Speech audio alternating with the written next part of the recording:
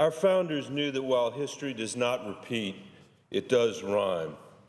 That's why they mined the politics of ancient Greece and Rome for lessons about the promise and the perils of self-government. In their wisdom, they placed those lessons at the heart of the American political experiment. 230 years later, that experiment has exceeded their wildest hopes, in no small part because generation after generation of Americans, including elected officials, including members of this body, understood that our government is far more than the sum of our laws or the letter of our Constitution. Our system is also held together by rules, written and unwritten, that help elected officials resolve their differences without unleashing a downward spiral of recrimination that could endanger the republic itself. They understood, for example, that while civility, compromise, and cooperation are not required by law, laws cannot pass without them. They recognize that while the majority may have the power to rule on its own, it should not trample over the minority. They understood that at some point, partisanship should give way to patriotism. Through our history, including moments far more difficult than our own, these principles were the quiet guardrails of our politics, keeping dysfunction at bay. But in recent years, we have begun tearing these guardrails down, and in doing so, we risk the revenge of history by ignoring it. There's a tendency around here to think our problems are unique and that the consequences of our actions are fleeting. 2,400 years ago, the ancient history of Corcyra was consumed by civil war. According to Thucydides, both sides spared no means, he wrote, in their struggles for ascendancy. In their acts of vengeance, they went to even greater lengths, not stopping at what justice or the good of the state demanded, but making the party caprice of the moment their only standard. As the Civil War intensified, both sides struggled to end it because, he wrote, there was neither promise to be depended upon nor oath that could command respect, but all parties, rather dwelling in their calculations upon the hopelessness of a permanent state of things, were more intent upon self-defense than capable of confidence. The founders read Thucydides. They knew that once factions crossed the line, once they violated tradition in an escalating retaliation, it becomes very hard to turn back. James Madison, in particular, understood the peril of faction. He wrote how people with, quote, a zeal for different opinions concerning religion, concerning government, and many other points, have divided mankind into parties, inflamed them with mutual animosity, and rendered them much more disposed to vex and oppress each other than to cooperate for their common good. They also feared that once in power, majority factions would abuse that power to run roughshod over the minority. In a country with such diverse beliefs and traditions, doing so could threaten the very stability of the republic. For these reasons, the founders embedded checks in the design of our government. That is why in the Senate we represent entire states, not gerrymandered districts.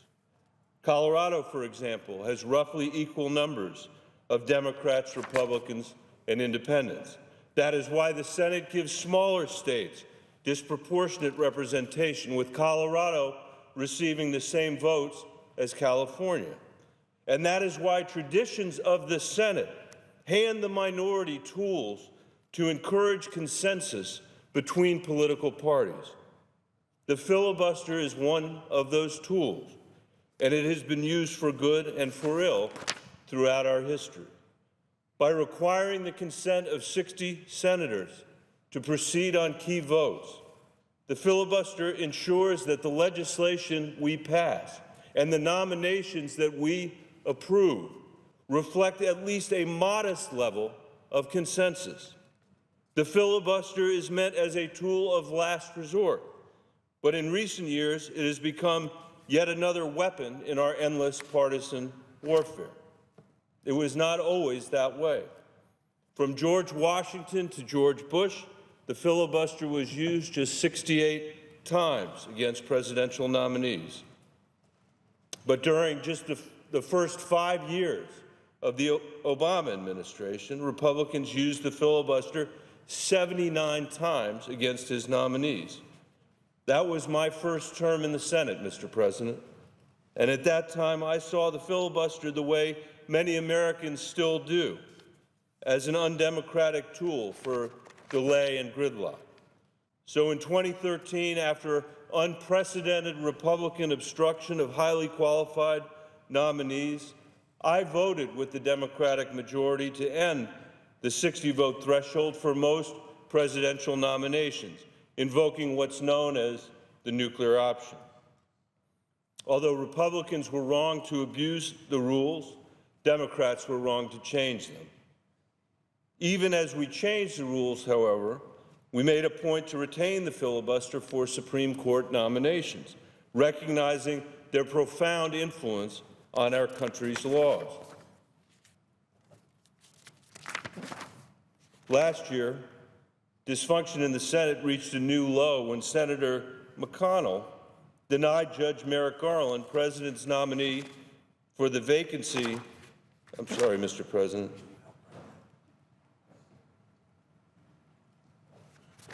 Last year, dysfunction in the Senate reached a new low when Senator McConnell denied Judge Merrick Garland, President Obama's nominee for the vacancy left by the late Justice Scalia, the courtesy of even a hearing, to say nothing of a vote. That was an offense to the traditions of this body and our Constitution. I recognize that it's impossible to separate politics from the courts. But at the same time, we must not allow the judiciary, and especially the Supreme Court, Mr. President, to become a pure extension of our partisan elections and politics. Alexander Hamilton wrote that liberty can have nothing to fear from the judiciary alone, but would have everything to fear from its union with either of the other departments. Continuing, he wrote that because of the natural feebleness of the judiciary, it is in continual jeopardy of being overpowered, awed, or influenced by its coordinate branches. Mr. President, our actions over the last few years, and I would say over the last few days, jeopardize not only the Senate, but also the judiciary. Today, some of my colleagues plan to filibuster President Trump's Supreme Court nominee, Judge Neil Gorsuch. The Republican leadership has responded by threatening to invoke the nuclear option, which would eliminate for all time the 60-vote threshold for Supreme Court nominees and allow them to confirm Judge Gorsuch with the narrowest partisan majority. This is precisely the outcome our founders feared, when lifetime appointments to our highest court, which touches every aspect of American life, become just another partisan exercise. We must not go down this road. This president may have several more opportunities to nominate a Supreme Court justice during his term. If that happens, Mr. President, Republicans would face enormous pressure to nominate an extreme candidate, knowing they could confirm them without a single Democratic vote. Indeed, that they would be expected to confirm them without a single Democratic vote.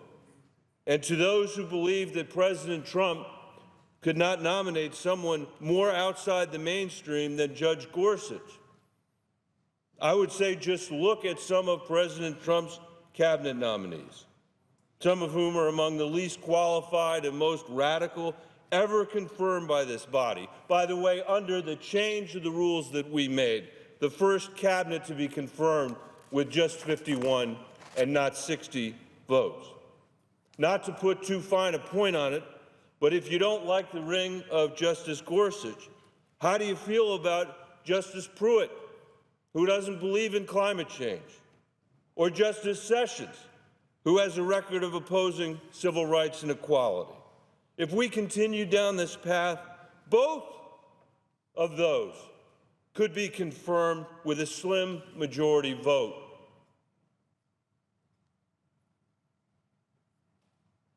With respect to Judge Gorsuch, I'm proud he's from Colorado, but I'm concerned by his judicial approach, which too often seems to rely on the narrowest interpretation of the law with little appreciation for its context. In particular, I believe he has far too much confidence in the original meaning of the words in legislation, or for that matter, even the Constitution.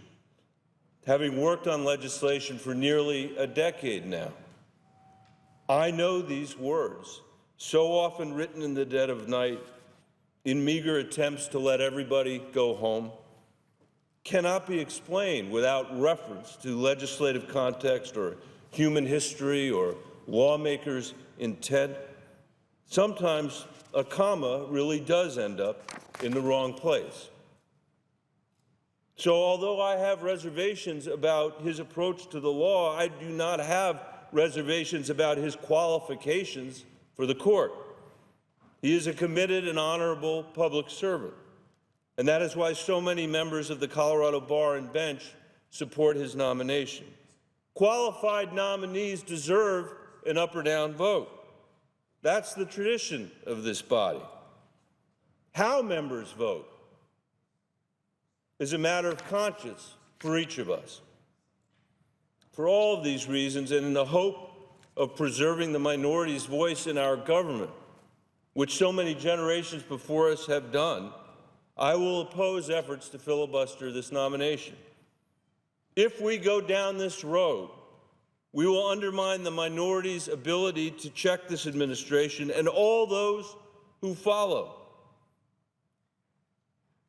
Today, we have a president who does not appreciate the separation of powers and who has made unprecedented attacks on the free press and the judiciary.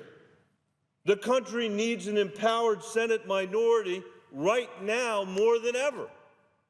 And more than that, the country needs a Senate that can forge consensus about our future rather than carrying on the bitter and tired divisions of the past. I know it can be hard. I've been here long enough to know it can be hard for both sides to see beyond the partisan tactics of the moment. Lawmakers will never lack for an excuse to break with custom or change the rules to their benefit.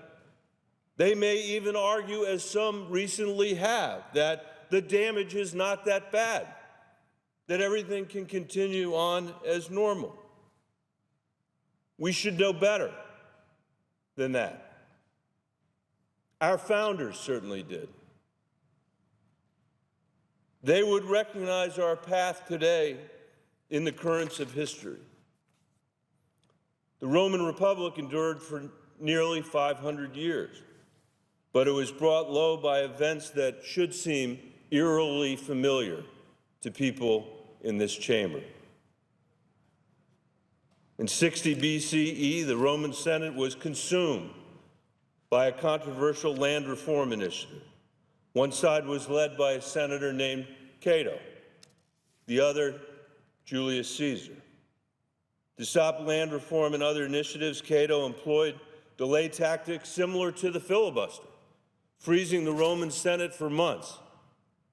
While the action was within the rules, it broke with Senate custom.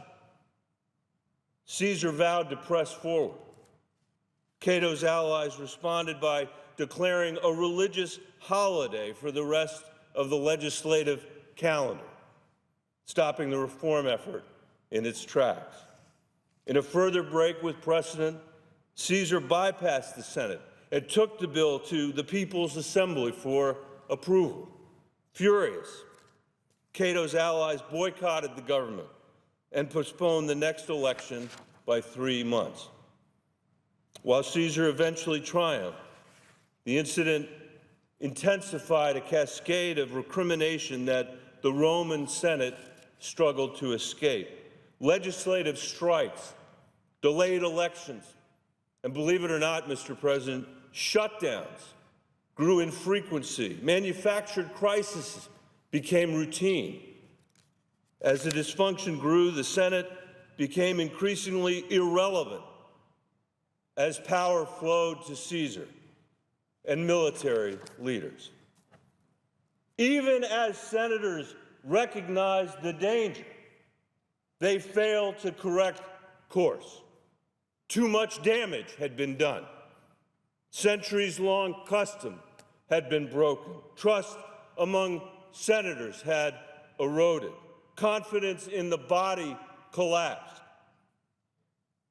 As dysfunction in the Senate rose, so did popular calls for a strongman to clean up the mess. Within a decade, Caesar crossed the Rubicon with an army, and the Republic soon gave way to tyranny. It would take 1,300 years for another large republic to emerge, this time in the United States of America. Mr. President, unlike us, our founders knew this history as well as their own. But they could not guarantee that we would heed its lessons. That is why they built institutions to check the worst impulses of faction, to help us navigate profoundly consequential decisions like confirmations for the Supreme Court without tearing each other apart. But the founders also placed their faith in the willingness of elected officials to resist the lure of narrow interests or passions of the moment and rise up to defend our institutions and our traditions, especially in hard times. We must not betray their faith. With each escalating crisis, we damage not just the Senate, but the Republic. The Rubicon may be far, but with each rule and custom broken, we draw nearer. Mr. President, choices on both sides have brought us to this low point. But I have faith that we can choose, and we should choose, a different path. We can choose to step back from the brink, to find common ground, to fulfill our obligation in the time we're serving here, to sustain the American experiment for the next century and beyond. Mr. President, I yield the floor.